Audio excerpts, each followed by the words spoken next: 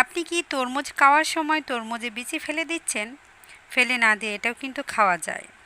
পুষ্টিবিদরা বিশেষজ্ঞরা জানিয়েছেন তরমুজ থেকে সরাসরি না খেয়ে বিচিগুলো শুকিয়ে খোসা ছাড়িয়ে খেলে তা আরও বেশি পুষ্টির যোগান দেয়।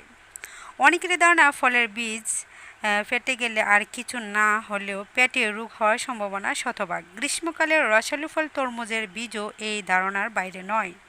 তাই তরমুজ খাওয়ার সময় আমরা খুব কায়দা করে মুখের ভিতর দিয়ে তরমুজের ছোটো ছোটো বীজগুলিকে আলাদা করে বাইরে ছুঁড়ে ফেলে দিই। তবে পুষ্টি বিশেষজ্ঞরা জানিয়েছেন তরমুজ থেকে সরাসরি যদি এভাবে বিচি না খান, এটি শুকিয়েও কিন্তু খাওয়া যাবে। খোসা ছাড়িয়ে নিলে এর থেকে অনেক ক্ষতিকর জিনিস বের হয়ে যায় আর প্রোটিনে ভরপুর হয়ে ওঠে। এরকম মাত্র 1 আউন্স তরমুজ বীজ প্রায় 10 গ্রাম প্রোটিনের যোগান দেয়। অবাক করা হলেও সত্যি, ফেলে না দিয়ে আমাদের বরং তরমুজের বিচি বেশি করে খাওয়া উচিত। কেননা তরমুজের মতোই তরমুজের বিচিরও হয়েছে প্রচুর পুষ্টিগুণ, যা আমাদের স্বাস্থ্যের জন্য অনেক উপকারী।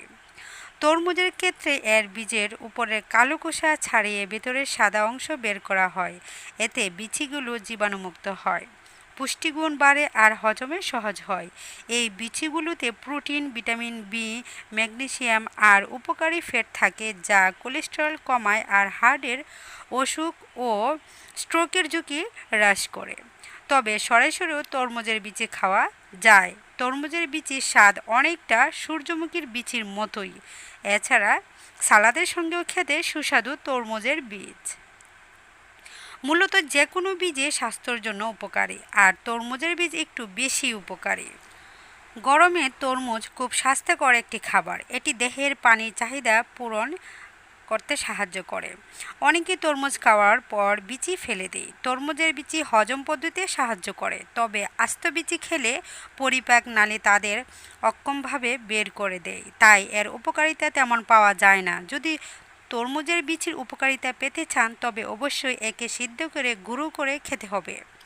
এমনটাই জানিয়েছেন স্বাস্থ্য বিষয়ক ওয়েবসাইট healthyfoodteam.com। এটিকে চায়ের মতো জাল দিয়ে খেলেও কিন্তু অনেক আরও বেশি পুষ্টিগুণ পাওয়া যায়।